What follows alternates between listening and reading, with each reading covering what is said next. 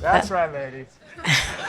You can't. If this is wrong, you don't want to be right. I just want to say, I think Elon copied you, it looks like. Surrender to the dog. Hello, ladies. Sit down.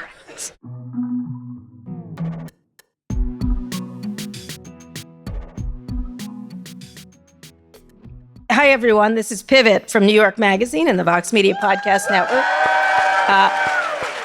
I'm Kara Swisher. This is a live broadcast. As we said, we were going to do it here. We're very excited. We always have a great time at South by Southwest. How is your South by Southwest, Scott? I love it here. You want to say, hi, I'm Scott Galloway. Go ahead. I'm Scott Galloway. Okay. By the way, 9 a.m. on Sunday of daylight saving. What the fuck are you thinking? Yeah, I know. It's like a dog whistle for Mormons or people with no life. Yes, what are you doing? It's true. Literally, this is a negative forward-looking indicator of your social options. Well, what the fuck are you doing here? I have Why to did be they here. schedule us at 10? That's what I was thinking. It's like Doge in charge of this shit? What is Yeah. going on? Oh, but they have you and Senator Warren at the prime time at 4 p.m. Billionaires should not exist. Up next, Mark Cuban. Sorry, go ahead. Sorry. Yeah. Yeah. Tax the rich. Somehow I became worth $11 million serving in Congress. No, Sorry. it's her house. She has a house. Oh, yeah. That's her house. It is. She That's doesn't. No, she's right. 8 million. She's 8 million. Yeah. Yeah, that's Yeah, not okay. rich by these people's standards. Okay, yeah. All right, okay. She doesn't trade stocks. Anyway, how is your South by Southwest? I love it here. I you? like the food. I like the people. What does a Texan German car enthusiast say? What? Audi. It's Sunday morning. It's Sunday morning. Have you been partying? You want something dirtier? Yeah, go ahead. I come down here Dick joke, they because want a I dick come down here because my urologist is down here. Oh, here we go. And you get to my age, you get a drip. Like it takes a good 3 weeks to pee now. And so I go into my urologist and he's like, "Did you have sex recently?" And I said, "Yeah, about 5 days ago." And he said, "Does she live near here?" And I said, "Yeah." And he's like, "Well, you may want to get back. I think you're coming." Good morning. Good morning. And yes, they do serve Bloody Marys at 7:30 at the Proper Hotel. Vegetables. God, I am By the way- jet-lagged. I am jet-lagged coming back from Are Australia. you interviewing Peter Attia, Dr. Peter Attia? I am aware of him. Well, Peter Attia and Andrew Huberman were like the poster children Yeah, for, I'm aware of them. big, handsome guys who work out all the time. Yeah, They've declared war on alcohol. yeah, I'm taking alcohol back. yeah. Young people need to drink more. Yeah. That is, what is a bigger issue? The alcohol your liver can absolutely handle when you're between the ages of 18 and 40, or the fact that none of you are having sex and making connections? Drink more, for God's sakes. I think they're doing a lot more weed is what's happening. There's a lot more weed. Well, I wouldn't know about that. What do you mean by No, weed, Kara? I'm just saying. That's my impression from Yeah, my children. they're doing drugs, but the thing I don't like about those drugs is I don't think they're as social. Yeah. Right. Right. You drink alcohol and you just become more attractive to you, which gives you the confidence to go up to someone who likely does not find you attractive, but maybe over time, and I'm being somewhat serious here, gives you a chance to demonstrate excellence. Uh-huh. Do you want to know the scariest stat I have seen? We're totally going off script here. I'm so jet lagged. I'm fine with it. Go ahead. She came in from Australia. I did. Anyways, 51% of 18 to 24-year-old males have never asked a woman out in person. Think about just how tragic that is, that these young men are not developing the skills to, much less potentially meet a romantic partner, have kids, which I think is the whole shooting match. Not that you can't be happy without that, but I think everyone should have the option. And then they're not developing social skills. And we don't like to talk about this, but your ability to open and establish contact and connection All right, with someone. question. How Yeah. many women are asking men out? Just curious. Oh, isn't that nice? No, it's nice. I'm just curious. Why can't that Here's the happen? bottom line. We talk a big game, but somewhere between 70 and 80% Isn't of that women, nice? What does that mean? between 70 and 80% of women still say they want the man to initiate contact. So they still expect, think about it, young men, quite frankly, are getting a lot of mixed messages in my view. And it's making them asocial. And then we have the most talented companies in the world who sponsor this conference trying to convince them they can have a reasonable facsimile of life on a screen with an algorithm. Here, trust me on this. Trust me. Go out, drink more, make a series of bad decisions that might pay off. I'm not sure you're right on the statistics, honestly, but you should do that. Everybody should ask each other out. My sons were both asked out by the girls they are now seeing their girlfriends. Yeah, but your sons are handsome. Yeah, okay. The rest of us have to take our shot. The rest of us have to do something like this. You know what I think you need? Oh, God, here he goes again. Do you believe in love at first sight? No. Or should I walk by? Show your abs. How about breakfast? Oh, God. Call you or not? Do you know what I'm thinking right now? I'm reconsidering the possibility of doing another 4-year deal with Scott Galloway, but I've just reconsidered it. You'll be 78, I'll be 36. Do you think? By the way, for men, 50 is the new 30, and for women, 40 is the new 90. Oh my God! I'm not. Oh my God! I should have slept in and watched church chat. All right. You know what? We're going to end up together in like. You'll be wheeling me around. Yes, I'll be wheeling you Looking around. over the wheelchair. Yes, and then I'll keel over and you'll be sitting there like by yourself because no one's going to want to talk to you. Anyway, speaking of shots, we're going to do shots here like we promised. I don't do shots. Really? Yeah, I don't do shots. What do you mean you don't do shots? I don't do shots. Why? It's like You that literally propaganda. just told him to drink and now you don't do shots?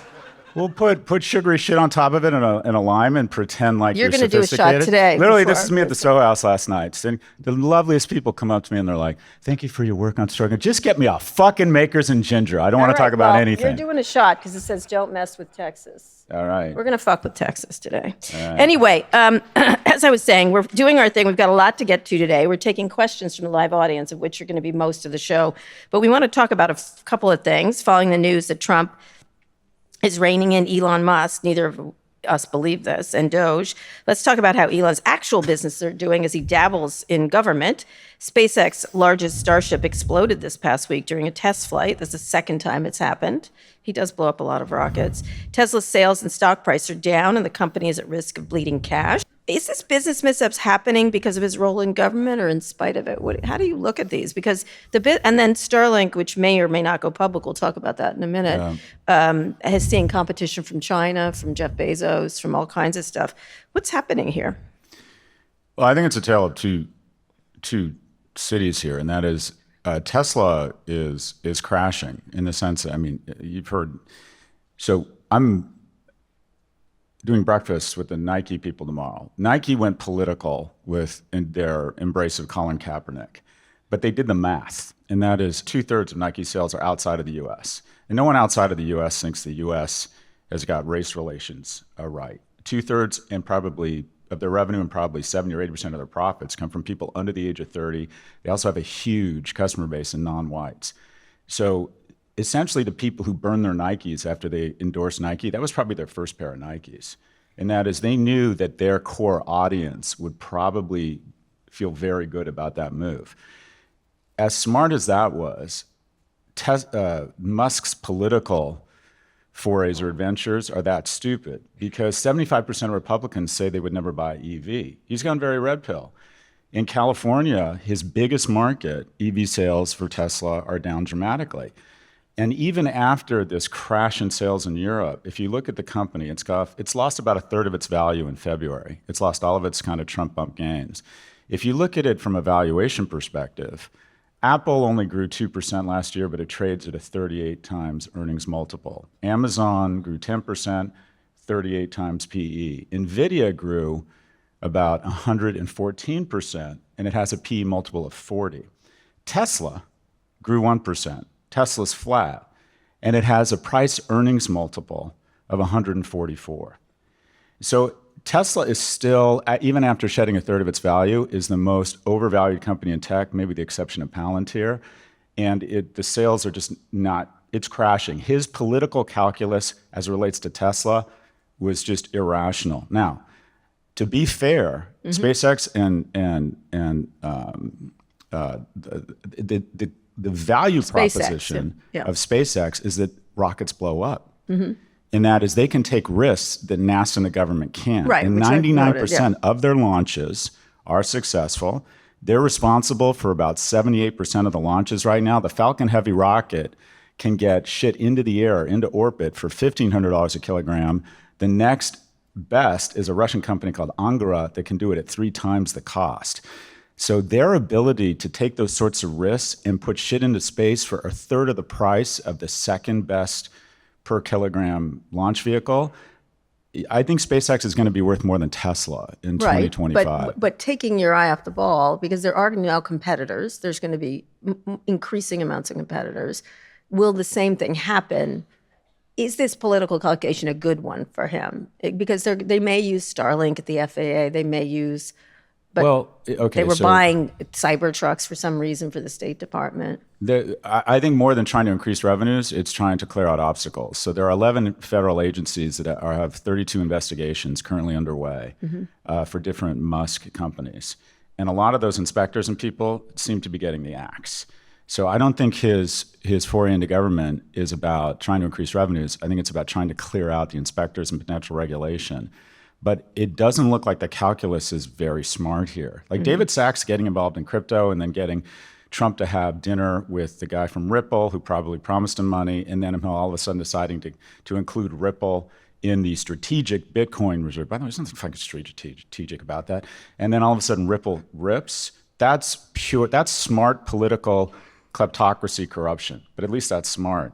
His political forays so far, I don't think are paying off for him. You don't think so? But when he, what will happen then to Tesla from your perspective?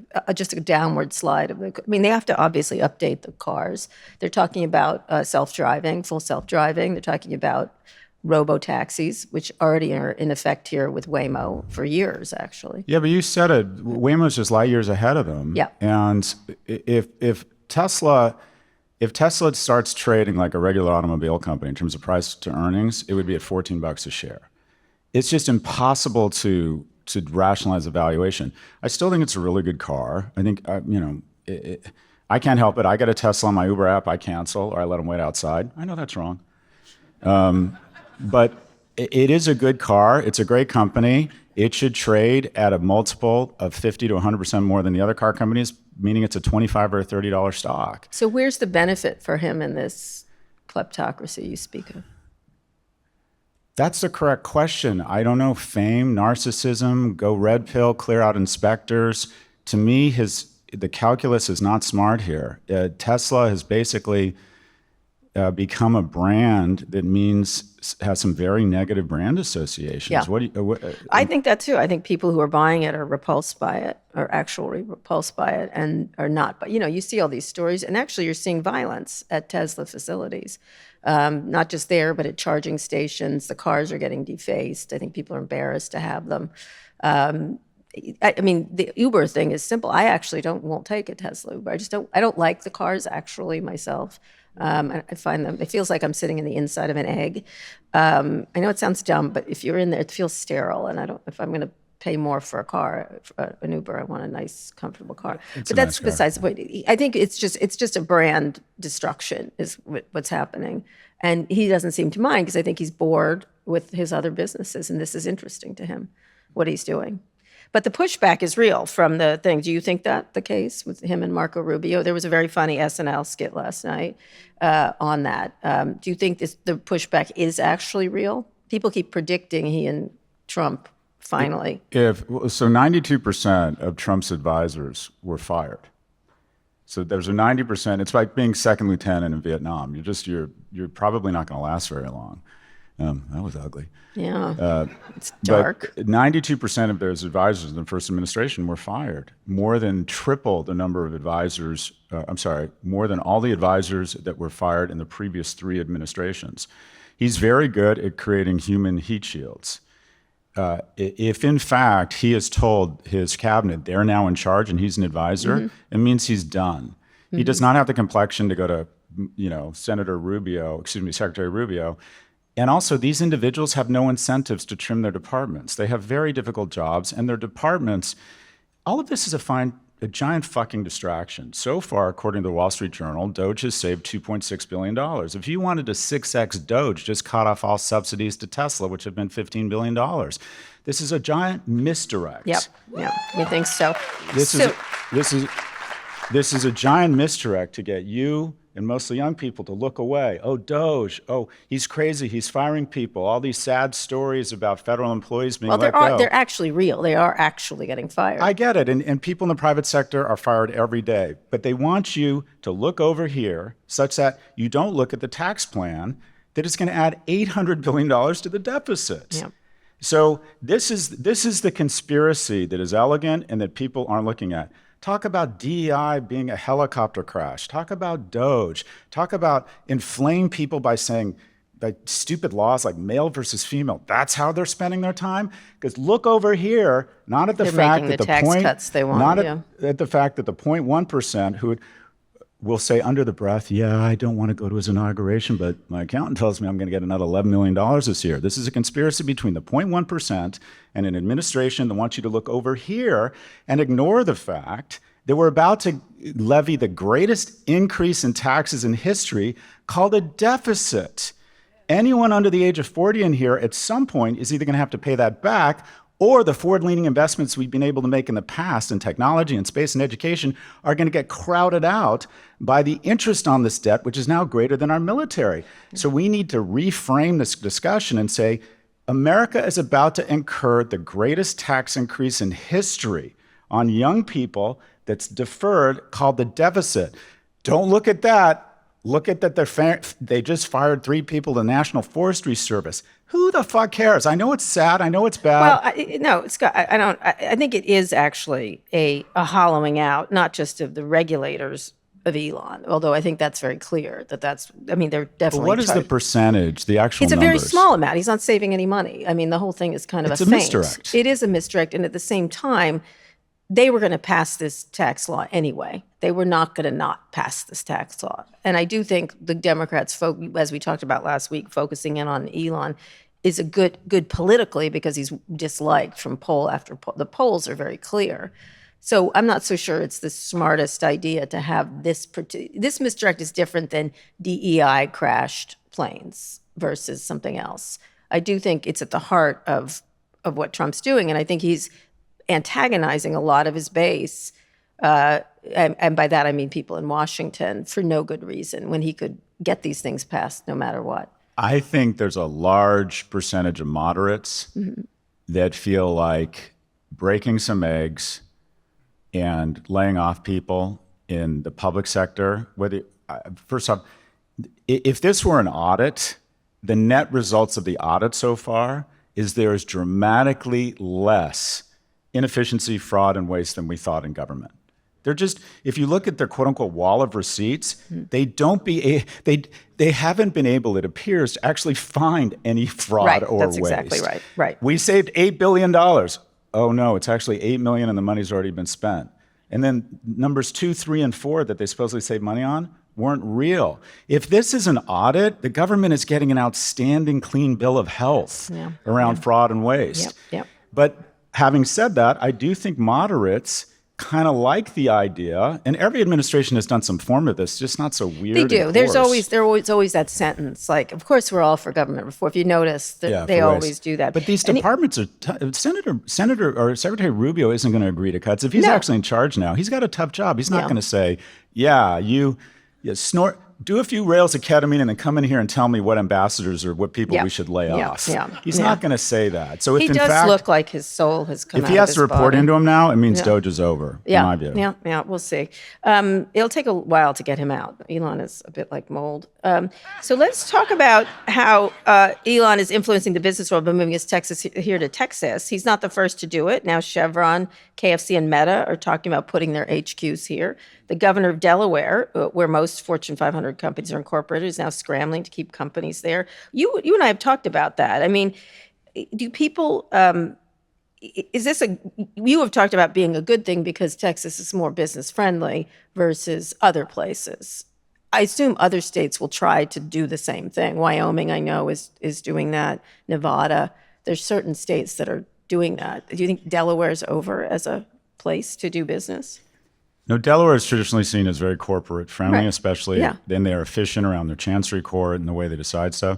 I don't think you can be for competition and ask big tech to break up and not support competition among states. I think the thing that's going to incent California to get its shit together is a lot of people are leaving for Texas because they do the three greatest arbitrages available, I think, in economic history are one, the arbitrage from fossil fuels to things that build everything from this to, the tennis shoes you have probably have petroleum in them. Second is to find young, ambitious people who will work as hard or harder because they don't have dogs and kids and will be 80 or 90% as good as the person who's been with your company 20 years. But because they're naive and can live in a 300 square foot apartment, you'll have to pay them 30 or 40% as much. The most successful companies in the world participate in the arbitrage of young people who don't know any better, right? Those are your most valuable employees, is the overeducated, really hardworking 25-year-old that you pay 80 grand instead of 250 grand to the 40-year-old who has kids. The other big arbitrage right now economically in the United States is state arbitrage. And that is people who basically say, okay, and I did this in 2010, I got my son was denied. He's doing great now because he was speech delayed when he was 4, from 7 out of 7 schools that wanted to charge us $58,000 a year for him to play with blocks. We moved to Florida, and the school there, a lovely little school, was $12,000. So the geographic arbitrage that's taking place across America, where people are moving to lower cost, higher quality of living states like Texas and Florida, is a great thing. So companies coming here, I think, is a good thing. I think it's important. What's weird is Meta, Chevron, and KFC. So carbon, teen depression, and diabetes. Yeah. Would you move to Texas? It's a little hard. I would. Florida hasn't worked out as well. The whole Miami tech thing is sort of a bust right now. Yeah, it's a good quality of life, though. It's a really nice quality of life. I understand, but that didn't take off. Here. Yeah. Don't you think you could live there? This seems pretty nice. No. No? No. Austin? They don't like the gays. Austin doesn't like gay well, people? Maybe Austin does, but I know that. I'm aware of that. But let me say, I worry about my family a lot, like in different certain states. I love Austin, I love this area, but you have a state government that's hostile to my family. So it's really hard when I'm making Florida, forget it. And I'm even worried in D.C. My kid's in a D.C. public school. And, she brought home, they did a little diversity moment where they were it was coloring in a coloring thing. And I thought, oh, wow, one of these fucking senators from some state who has no values that I have are going to try to mess with my kid's education. I think about it all the time. And then I don't walk in your shoes, so I take your word for it. Yeah, it's just, you have to be thinking really hard about where you want to raise your kids and where they're going to attack your family. I mean, I think about it. I didn't think I'd have to think about it again in my life, except now I do. So, again, I don't have your lived experience. Right. But the taxes, fantastic. Well, I can hire extra security. As a Florida resident, yeah. I think a lot of Florida citizens are horrified by some of the laws that have been passed around restricting a woman's rights. There's just no doubt about it. That's rattling. But just on the ground, I live in Delray Beach. It feels like a pretty progressive community that's very open and welcoming. I get it. But anytime a state can fuck with me, I'm very aware of it. And it's one of the reasons I love California and stuff. But I get it. I get it. There's definitely a cost-benefit analysis, but I just find I'd rather be in states that support my family. That's all. So what you think a lot of states will move here? You do think they'll move? There'll definitely be companies that incorporate here and move here. And Oracle is here. I think that's a great thing. I think competition, intrastate competition is really important. Yeah. I think it's good for the economy. You guys are building like crazy here. What in the hell's going on? I've never seen such, every time I come back here, I think there can't be another building here in Austin. And then there's another fucking building. Yeah. It's getting a little much, I'll be honest with you. All right, let's go on a quick break. When we come back, we'll have more for you. Okay, Scott, we're back. On Friday, President Trump held the first ever crypto summit at the White House. Such a pro, right? What an elegant segue. How does she pull it off? Oh, my God. What are you doing here on a Sunday morning? Can I just tell you, there is no way you could do what I do.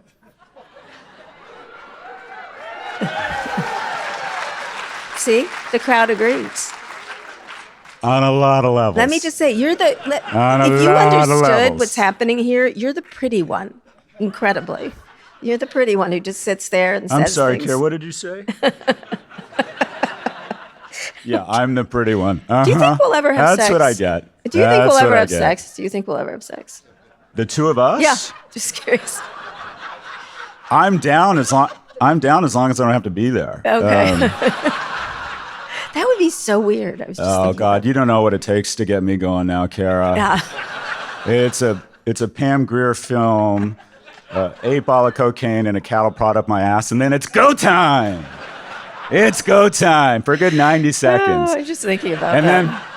And then when I climax, I scream out, "Surrender, Dorothy!" Or my favorite from Wicked, "I'm melting." How did we get here? Get us out of this. No, I'm just curious. Get us out of this now. Try. I've never thought about having sex with you, just so you know. Yeah, anyway. Which is why you brought it up. Yeah, Yeah. It just seems like the inevitable end of our relationship. Like, oh, God. Suddenly we'll look at it. It's like a movie, like a Hallmark I just movie. ate. Okay, all right. Okay, now we're back. Okay, President Trump held the first ever crypto summit at the White House. Crypto experts, lawmakers, administration officials gathered as Trump declared a war on crypto is over. A day earlier, Trump signed an executive order creating a strategic Bitcoin reserve and separate digital assets stockpile. The reserve will be established with Bitcoin that has been seized from federal law enforcement. I don't know how much that is. During Trump's second term, the SEC had already closed several investigations into cryptocurrency firms. Sam Bankman-Fried, if you saw him on Tucker Carlson the other day, he's hoping to get in on that forgiveness. The disgraced FTX founder has reportedly been campaigning for a pardon from President Trump. I bet he gets it. What do you think of the reserve, and will you be thinking about more crypto investments now that this is happening? You and I have been sort of in and out on whether crypto is good. I ultimately think it's probably more, some of it's okay, some of it isn't. Some of the people in crypto find this disturbing, the way they're doing this, in the way they found the Biden administration to be too difficult in terms of rolling things out. So this is essentially just pure pay for play. And Republicans would argue that, okay, we're just more transparent about it. But the crypto community gave $285 million to the Trump campaign. And what do you know? He's decided to have a quote-unquote strategic Bitcoin reserve. It makes absolutely no sense. You have a strategic petroleum reserve, and it is strategic because if there's a war or our supply chain of fossil fuels gets cut off, we don't want our economy to come to a halt if we need to build tanks or just keep the economy open, so we have a strategic reserve. Right. What's going to happen if we run out of Bitcoin? Like, how is that a defense threat? No. So there's nothing strategic about it. What it is the following. You give me $285 million, so I'm going to increase the deficit. I mean, when we seize assets, when the FBI seizes assets, they immediately sell them because they don't want to be in the business of owning boats or Bitcoin or whatever. That's not their job. They're not hedge fund managers. If you have a nation that's creating more revenue than you're spending, then you have a sovereign fund that tries to find alpha. Which they're also trying to do, a sovereign fund. He's talked about that. But why? We don't need a sovereign. We need higher taxes and lower spending. We don't have any additional money because then you're saying the government is better at allocating investment capital than the investment community. And by the way, all this is, again, another increase in a deficit to transfer wealth to his 0.1%ers such that you can own a little bit of Bitcoin. Here's a crazy idea. Go buy your own fucking Bitcoin. I mean, this makes no sense whatsoever. This is pure. You gave me $285 million. So I'm going to come up with a bunch of jazz hands around why we should have a strategic reserve. And by the way, there's a negative implication. Bitcoin is terrible for the United States strategically because the biggest, baddest carrier strike force in our arsenal is an invisible one called the US dollar. And when we put sanctions on a country, it has teeth because we can stop them from trading in dollars, which makes it very hard for them to do business globally. So if you're going to create another global reserve currency, all you are doing is attacking our aircraft carrier squadron called the dollar. So this is not only kleptocracy and pay for play and make no sense, it's actually damaging to the underlying strength of America. So what because should it's they diminishing do? the Because a dollar. lot of people felt the Biden administration had been hostile, especially Gary Gensler, who you and I both talked to. Yeah. That they had been hostile to the development of it, trying to over-regulate it. I do understand why their inclination is to regulate it, because it's currency. It does affect other parts of the economy. Bitcoin is established. First off, I don't think you can talk about Bitcoin in the same breath as the other ones. Bitcoin has established itself as a credible store of value because the genius of Bitcoin is they've created this algorithm or this methodology where you have to constantly throw numbers to unlock or mine Bitcoin. And people now believe, the market now believes that they're going to stop minting at 21 million. So Bitcoin is increasing less fast than gold reserves. Then we're printing US dollars. So the market says this is a legitimate store of value. That is an asset class. What's to stop anyone at Doja or Ripple or ETH from massively increasing the supply? It's supposed to be one of three things. It's supposed to be a payment mechanism. No one's using this shit for payments. It's supposed to have utility. You could argue ETH and some of them, maybe they make payments, maybe other stable coins go on their technology. But for the most part, there's no real utility here, folks. It's not like dentists use Bitcoin to fill your cavities. There's no real utility. What it could be is a store of value. And one of them, in my view, has created a store of value, and that is a legitimate store of value, and that's Bitcoin. Other than that, it's pure speculation, which is fun. But the notion that we're going to get involved, you're about to see in 36 months, you're going to see a raft of stories about crypto scams that happened between now and the next 36 months. Because you could make an argument that it was being overregulated or there was a lack of regulation, which created insecurity. Like people, I think Brian Armstrong will fairly say, just tell us what the rules are and we'll comply. But they couldn't get any clarity. So you could argue there was an under-regulation, but there was opaque regulation. But now it's the Wild West. You're going to see so many scams. Would you buy Bitcoin right now? I'm a no coiner. I was on the board of a company called Ledger, which was a crypto hardware wallet, because I wanted to learn more. But I generally don't invest in things I don't understand. And I'll go down and I'll have lunch with Michael Saylor whenever I'm in Miami. And within about 10 minutes of hearing him, he's brilliant, I start thinking, put everything into Bitcoin. This guy's just so much fucking smarter than me. Put everything into Bitcoin. And then by the time I leave lunch, I'm like, I have no fucking idea what Bitcoin is. I don't understand it. I just don't get it. So I'm a no coiner. Do you own any? I do, but I can't find it. You can't find it. Yeah.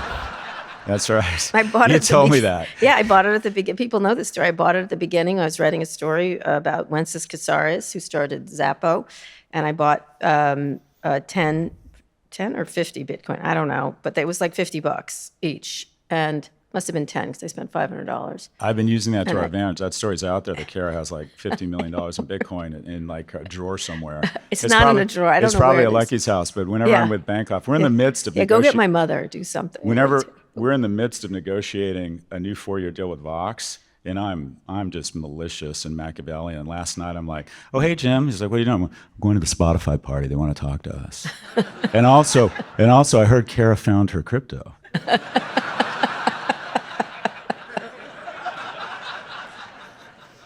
From Spotify. Well, no. Anyway. By the way, Netflix is getting into podcasting. Just saying. No. Just saying. Oh, just God. saying. So no Bitcoin for us. All right, Scott, let's go on a quick break, and we'll be back with our next big story. All right, Scott, we're back with our next big story. You won't take a shot. I have liquor for you. That's why she makes the big bucks. I do. I make the big bucks. We're back with our next big story. Let's talk very quickly about IPOs because I want to get to questions from the audience. I want you to be brief here. I know it's difficult for you. 2025 was expected to be a big year for IPOs thanks to Trump and his pro-business anti-regulation administration. But with tariff whiplash, regulatory changes, inflation concerns out there, we're not seeing an IPO just yet, although StubHub and Discord are reportedly getting ready to dip their toes in the waters. Some other long rumored is Shein, OpenAI, and SpaceX. Is it a good time to go public? It doesn't seem like there have been any. Shein, for example, is facing some headwinds with Trump ending the de minimis loophole that allows them to ship cheap goods from China to the U.S. without paying taxes and import duties. Where is the IPO market, briefly? It's kind of the Walking Dead. In 2021, there were 1,000 IPOs that raised $280 billion. Last year, there were 150 IPOs that raised $30 billion. I mean, the IPO market is just literally dead. It hasn't been this bad for this long in a long time, and we keep hoping something is going to set the starting gun for it again. And I thought it was going to. I got this wrong. I thought Reddit was going to ignite the market, and it hasn't. The IPO market is still really dormant. It's just very cold, terrible. And will it come back with any of these? Some of these are promising companies, obviously. You would think, but I mean, is this a cyclical thing or is it structural? Because it used to be you couldn't get these types of valuations unless you tapped into deep institutional capital. But now that institutional capital has moved into the private markets. And when OpenAI can raise money to $300 billion market cap, which creates a greater value than 90% of public companies, and you have opportunities or access to liquidity, secondary markets. 60 billion? Is that right? Something like 40 to 60. But the point is, do we need the public markets? The problem is that yet again, we are sequestering the majority of the upside of our prosperity to the private markets that consist mostly of 0.1 percenters and institutional investors. The people who got to invest in Google, retail investors, have done exceptionally well, same as Apple. The problem is institutional money figured out, why are we giving away these gains to the retail market? We can capture them privately and offer employees liquidity and have less regulation. So unfortunately right now, the retail markets have become the last stop when you can't find private investors to take your valuation up. And most of the margin, most of the juice gets squeezed out. So yet again, the IPO market is another indication of the fact that we're cramming all the prosperity into a small number of institutions. There's also the lack of interest in being public, in being, it's regulation. not the thing you want anymore because of regulation, because of public-facing things. I bet a lot of these companies may go private. Do you ever see one of the very big companies going private? That is an excellent point. If you look at some of the fallen angels and you look at the amount of money, capital sitting on the sidelines in private equity, it's over $4 trillion of capital waiting to be deployed. I think we're going to see, I did my predictions deck yesterday, I think we're going to see the biggest take private in history this year.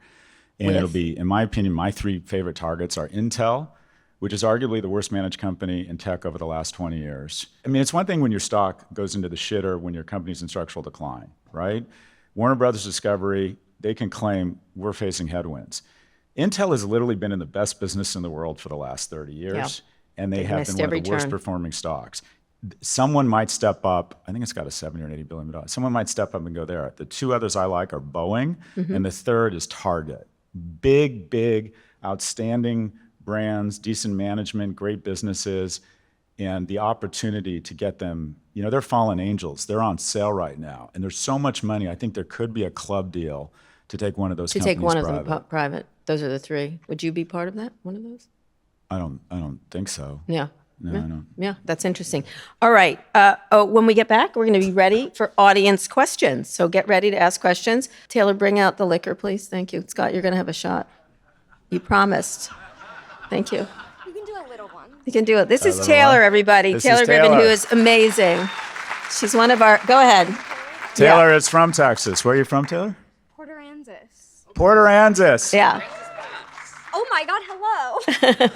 Anyway, she's amazing. We have by the way, take a moment. All our staffs on all our podcasts are amazing. Ish. No, they're great. They have to put up with Scott, obviously.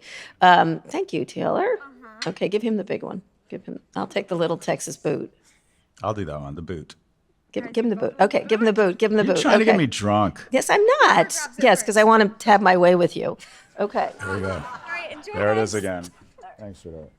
All right, everybody get lined up and get ready to ask questions when we get back. All right, okay, let us begin with audience questions. Everybody, line up here, please. Stand up and ask questions of us. Start walking. You can ask anything you want. Anything. All right. You gotta introduce yourself, though. Yes, please. Yes, please introduce Is this yourself. on? All right. Hello, Yeah. I'm Malcolm. Okay, start here.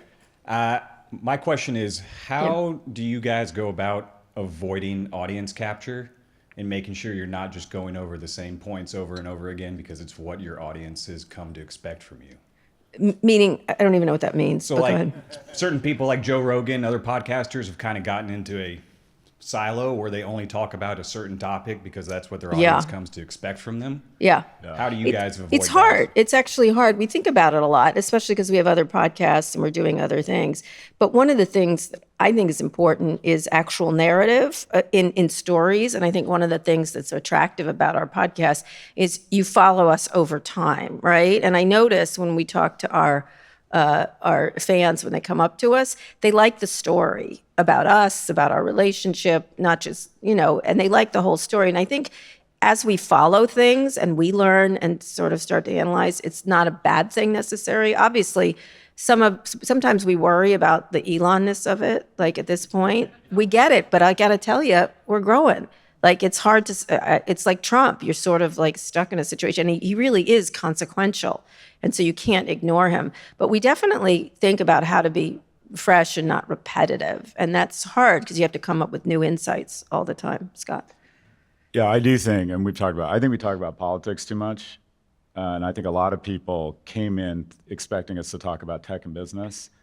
And oftentimes, sometimes justifiably, but we are both passionate about politics and we both feel very invested and we get triggered by some of this stuff.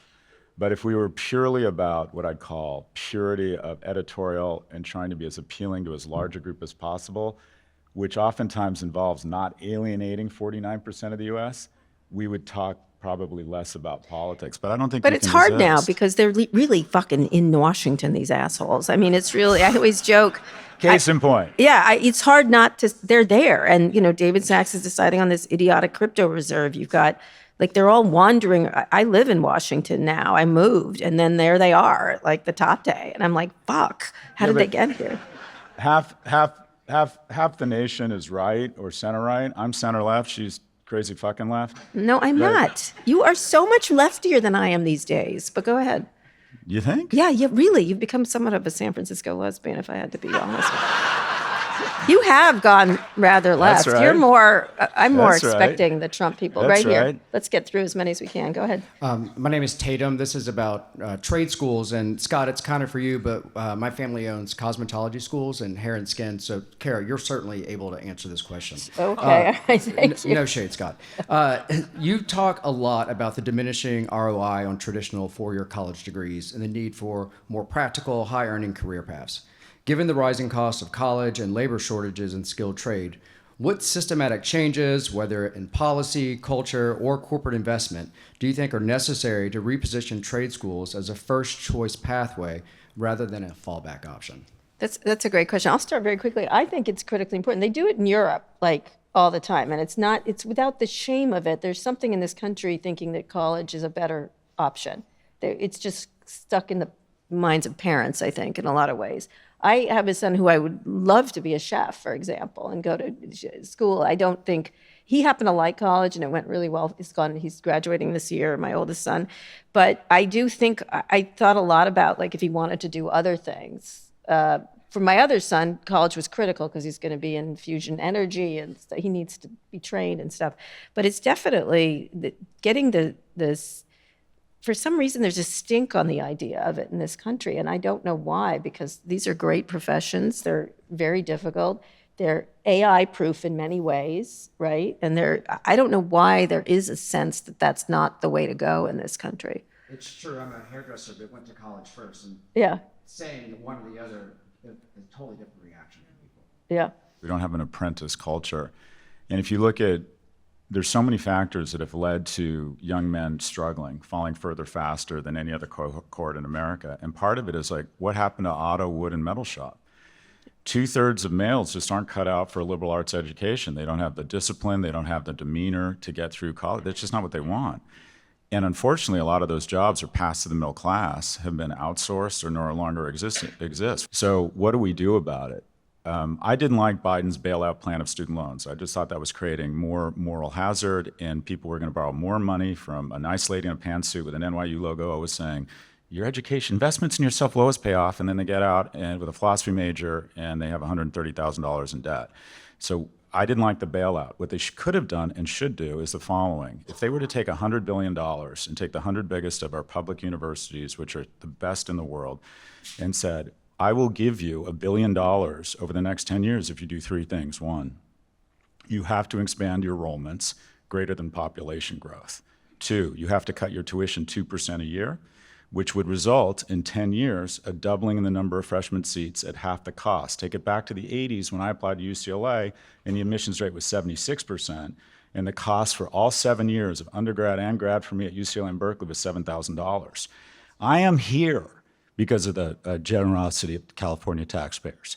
And the third thing they need to do is at least 20% of their certificates need to be non-traditional, non-4-year degrees. Nursing, specialty construction, installation of HVAC. These Electrical, jobs, yeah. we need these people. And there's this obnoxious self-aggrandizement. I have given a lot of my money to UCLA and Berkeley for what's called continuing education because they couldn't call it vocational programs because me and my colleagues are such fucking snobs.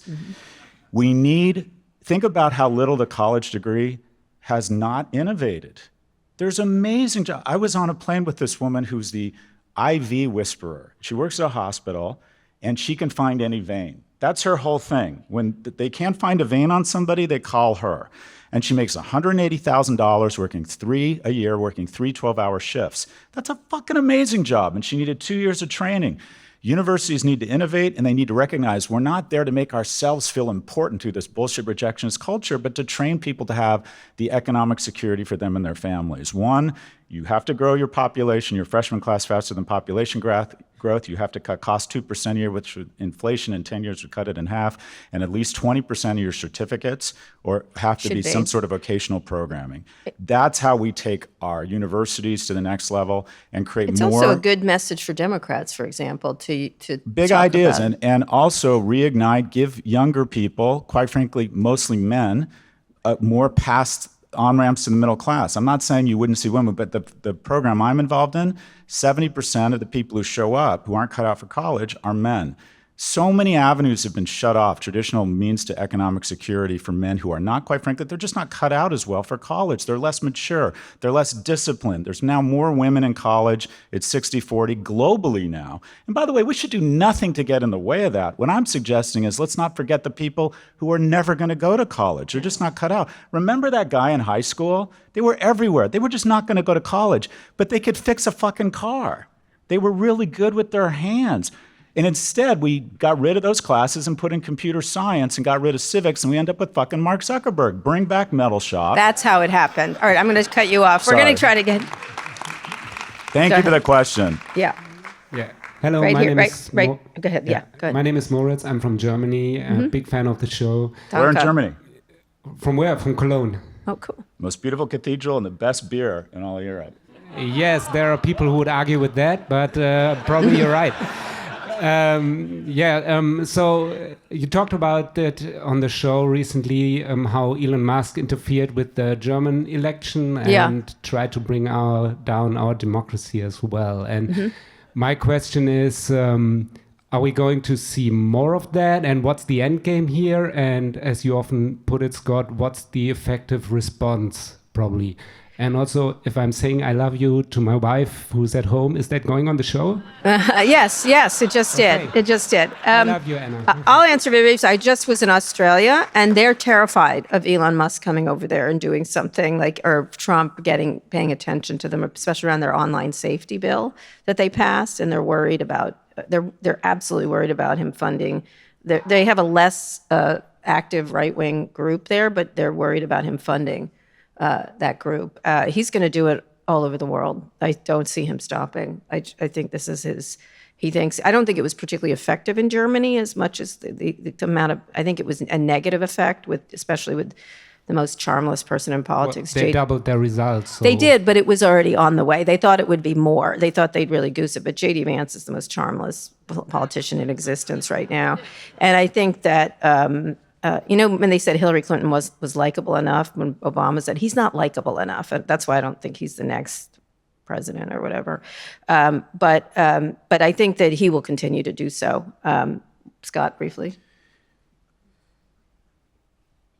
I'm not as worried about foreign nations as I'm about the U.S. I don't think we want to come to grips with the fact that democracy and rights are now purely a function of wealth. The R is almost one. It's almost perfectly correlated. And if shit gets real and there's some sort of economic shock and they start rounding up people, which we have done, by the way, in the past, right?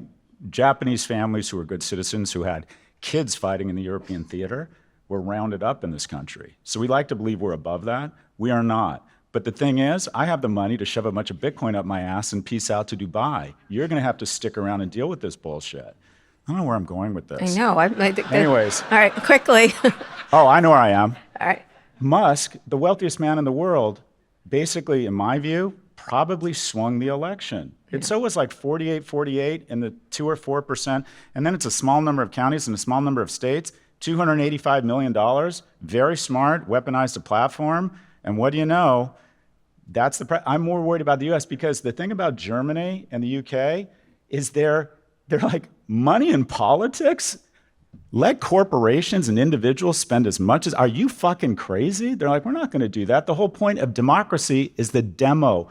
And democracy, we want checks and balances of a populace voting, not a small number of very wealthy people.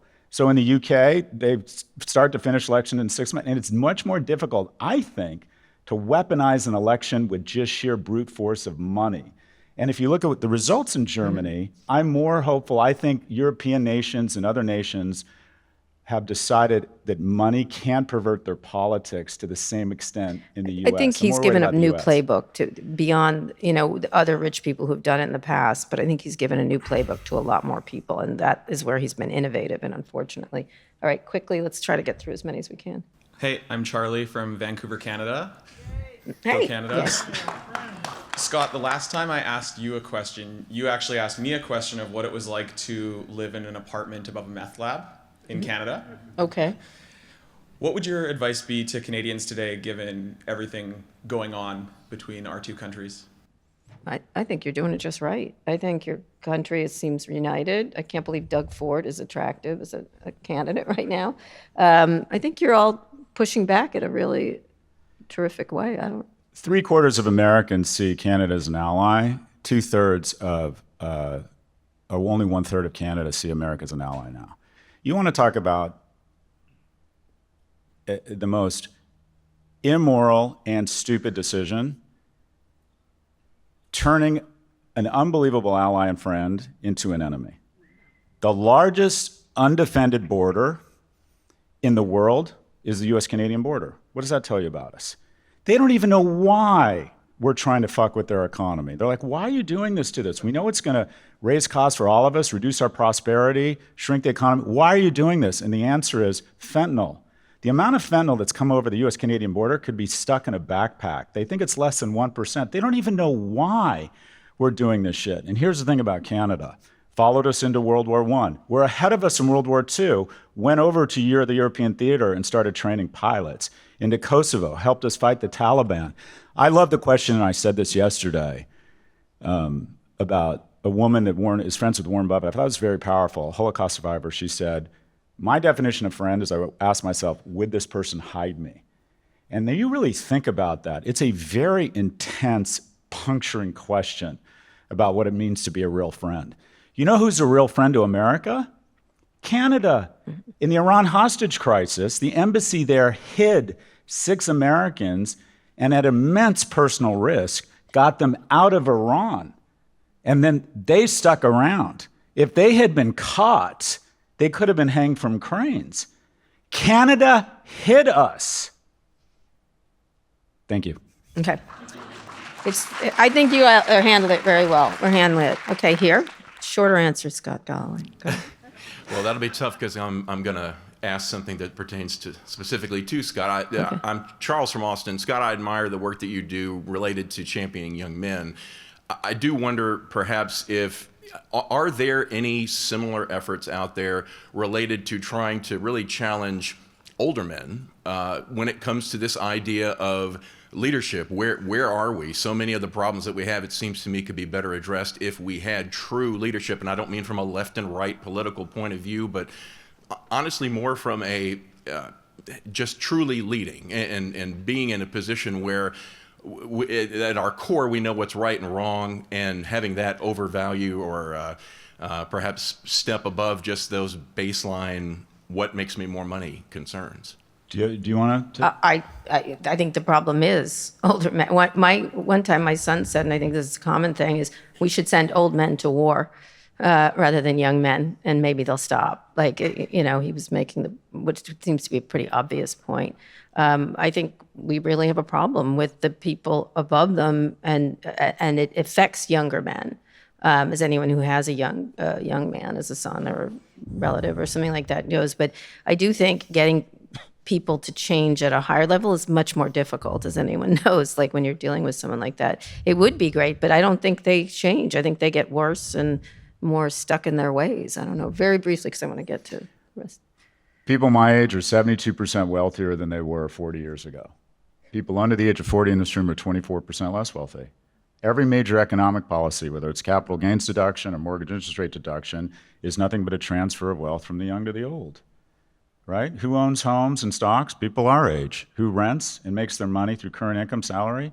Young people. Until we have a series of class traders, older rich people who say, enough is enough, if we don't reinvest in youth, what's the point of any of this? For the first time in the nation's history, and I think all of our problems can reverse engineer to one data point, for the first time in our history, a 30-year-old isn't doing as well as his or her parents was at 30. And that's even worse than a 50-year-old not doing well, because when your kid's not doing well, when your daughter's not doing well, it brings down the whole house. You just feel bad about America. So let me now list corporations and corporate leaders. There's a lot of amazing leaders. Let me now list every guy my age in corporate America who is really taking a stand for America and the values that made them rich. All right, we'll end on that one. I'm going to do one thing. I'm going to bring up a woman because we've had all men ask questions. So, sorry. First woman right there. Go ahead, yeah. I don't really care what gender you are. There's more than two genders. But Well, Scott, my name's Leah. I'm from Austin. I grew up in Houston. I've lived in this city off and on since the early 80s. So you think you've seen some shit. Yeah. I've seen some shit. And also, I just want to let you know, Scott, you are on my list of future ex-husbands. Okay.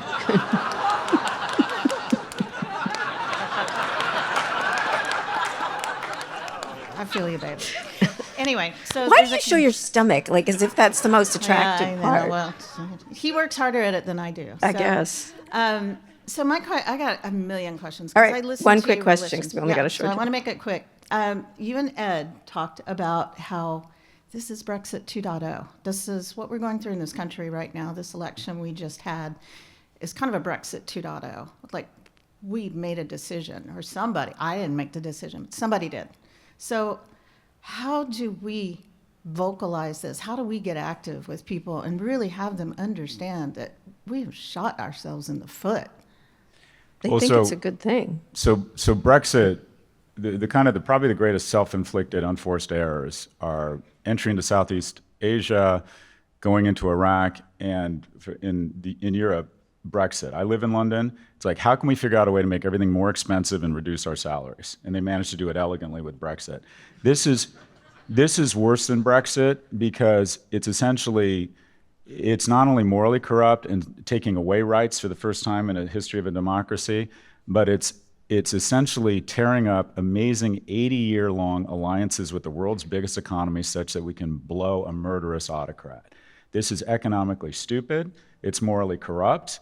So what can we do? One, try and not have the indignance I have, the emotional reaction, because I think it just tickles the censors of the right.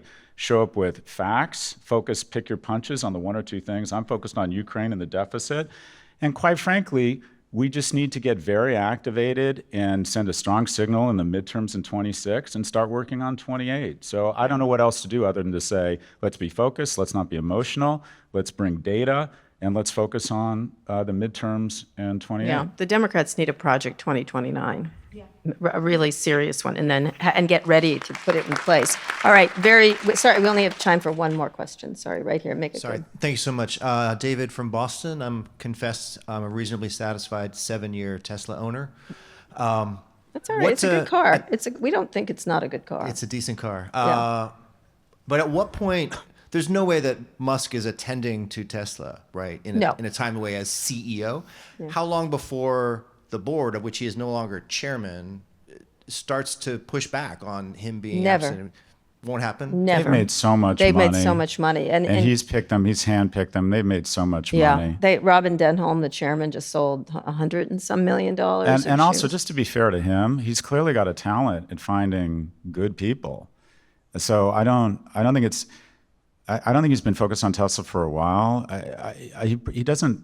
We have a bias against Elon Musk. I don't know if you've noticed, but he's clearly good at attracting and retaining very talented people because I would argue these are well-run companies. But But his board is not a board of directors. No. It's not, they're representing Elon. And quite frankly, he's been right. He's created a ton of shareholder value. So if you've made $150 million, are you really going to like dress him down for tweeting or calling someone a pedophile? You're like, no, I got 150 million reasons to ignore this shit. There's some really good Wall Street Journal reporting on this, on the not just the money they've made as a board. It's really quite unprecedented. This is not a board of directors that has any independence in the way you think about a board. And most boards are not, by the way, but this one is a particularly in the tank for Elon. And they've done well because of it. So the shareholder that they're most interested in is Elon Musk, and that's it. And the company has suffered because of it. And when it goes, we'll see it goes down. But if he has a great car that comes out, or if suddenly robotaxis work, that would be great. I just don't see it at this point going forward. I had a Tesla. I had a great car. He started calling me names on Twitter, so I sold it. And right before I sold it, I took a giant dump in the passenger seat. Back to you, Kara. It's like an episode of White Lotus or something like that. Anyway. Who's in White Lotus? He is. I just wanted to mention Voice that. cameo, face for radio. Yeah. Should I be insulted when they call you and say, we want you in White Lotus? And they go, but just your voice. Yeah. Just your voice. Well, it's really about you. White Lotus is about people like you, just so you know. Hot? No. I am, let's be honest. Irritating fucking rich people. I am so Sydney Sweeney. Seriously. Yeah. Seriously. You're more Steve Zahn, I think. Anyway. The guy that showed his nutsack? That's correct. Yeah.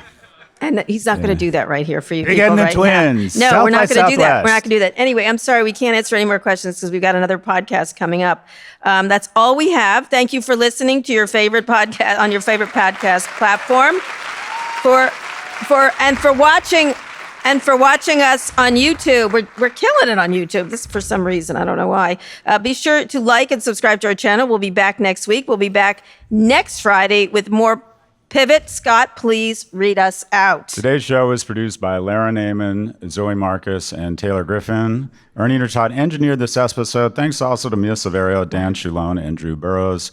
Nishat Kurwa is Vox Media's executive producer of podcasting. Wow. If you'd like to subscribe to the magazine, go to nymag.com. We very much appreciate you waking up on a Sunday morning during daylight savings. It's great to be here in the great state of Texas. It's great to be here by South by, and we really do appreciate you coming up and being supportive and just generally just so lovely. Thank you so much for making time for us today. Thank you very much. Thank you.